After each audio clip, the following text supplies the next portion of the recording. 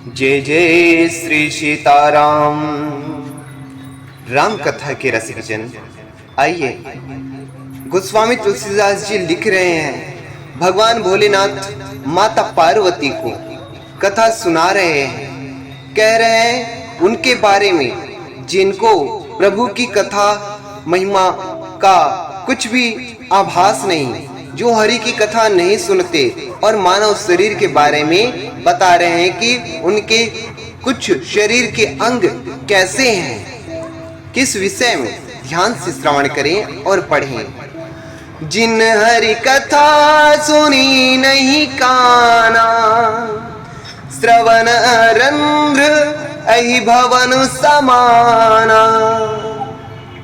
गोस्वामी तुलसीदास जी लिख रहे हैं कि जो भी मनुष्य या जो भी प्राणी जिन्होंने अपने कानों से भगवान की कथा नहीं सुनी, उनके कानों के छिद्र कैसे हैं? सांप के बिल के समान हैं। सच बात है, क्योंकि हम भजन में गाते हैं कि कान दिए हरि भजन सुनन को या हरि कथा सुनन को, लेकिन हम भगवान की कथा नहीं सुनते, उनकी भजन नहीं सुनते, उनकी महिमा नहीं सुनते, तो कान के छिद्र क्या है?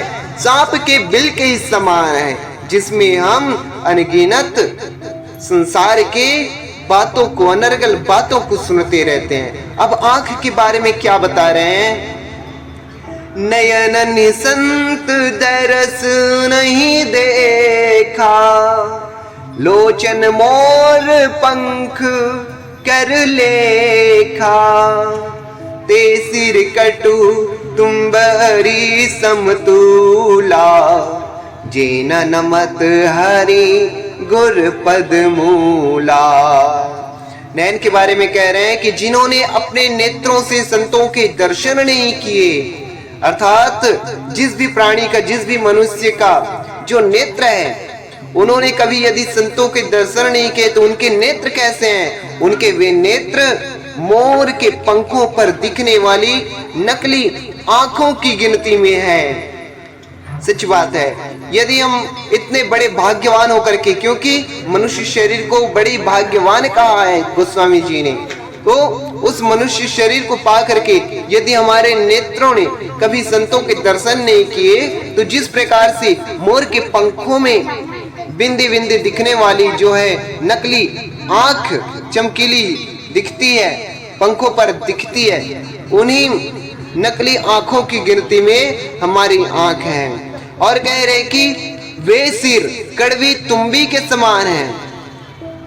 उस मनुष्य का सिर जो है कड़वी तुम्बी के समान है, अर्थात लौकी के समान है, जो श्री हरि और गुरु के चरण तल पर नहीं झुकते हैं। जो सिर कभी प्रभु के चरण कमलों में या गुरु के चरण कमलों पर नहीं झुकते, वे सिर जो है कड़वी तुम्बी के समान हैं। और कह रहे हैं कि जिन हरि भगति हृदय नहीं आनी, जीवत तव समान तेई प्राणी। कह रहे हैं कि जिन्होंने भगवान की भक्ति को अपने हृदय में स्थान नहीं दिया, वे प्राणी जीते हुए मुर्दे के समान हैं। सच बात है। इतने बड़े भाग्य से मनुष्य शरीर पाकर भी यदि हमने भगवान की भक्ति नहीं की, भगवान की भक्ति को अपने हृदय में स्थान नहीं दिया, तो फिर जीते जी हम मुर्दे के ही समान हैं। अब जीव के बारे में कह रहे हैं, जो नहीं करे राम गुण गाना, जीह सुदादुर जीह समाना। जो जीव जो है श्री रामचंद्र जी के गुणों का गान नहीं करते, प्रभु का भजन नहीं करते, वो जीव कैसा है? वो जीव जो है मेढक के जीव के समान है। मेढक क्या करता है? रात दिन टर टर ऐसे ही बोलते रहते हैं। वैसे ही अगर हमारी जिह्वा भी प्रभु की महिमा का गुणगान न कर, संसार की वार्तालाप अनर्गल बातों में ही उलझा रहे, तो वो जीव जो है मेढक की जीव के समान है। सुना तो बेटा राम?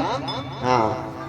अब क्या कह रहे हैं? कुलिस कठोर निठुर सोई छाती, सुनी हरि चरित न जो हर साथी, गिरिजा सुनहु राम के लीला, सुरहित तनुज विमोहन शीला। कह रहे हैं कि वो हृदय अर्थात वो छाती वज्र के समान कड़ा और निष्ठुर है, पत्थर या लोहे के समान कड़ा और निष्ठुर अर्थात निर्दयी है, जो भगवान के चरित्र को सुनकर हर्षित नहीं होता। सच बात है, भगवान की यदि कथा सुन रहे हैं और मन हमारा जो है प्रफुल्लित नहीं होता है, तो वो हृदय नहीं बल्कि वज्र के समान कठोर और निष्ठुर है। तो भगवान भोलेनाथ माता पार्वती से कह रहे हैं कि हे पार्वती, श्री रामचंद्र जी की लीला सुनो, क्योंकि यह जो है देवताओं का कल्याण करने वाली और दैत्यों को विशेष रूप से मोहित करने वाली है। इसलिए हम सभी को चाहिए कि भगवान की कथा एकदम ध्यान पूर्वक हर्षित होकर के, तन्मय होकर के, मन लगा करके और एकदम ध्यान एकाग्र चित्त होकर के, प्रफुल्लित होकर के भगवान की कथा को श्रवण करना चाहिए। जय जय श्री सीताराम।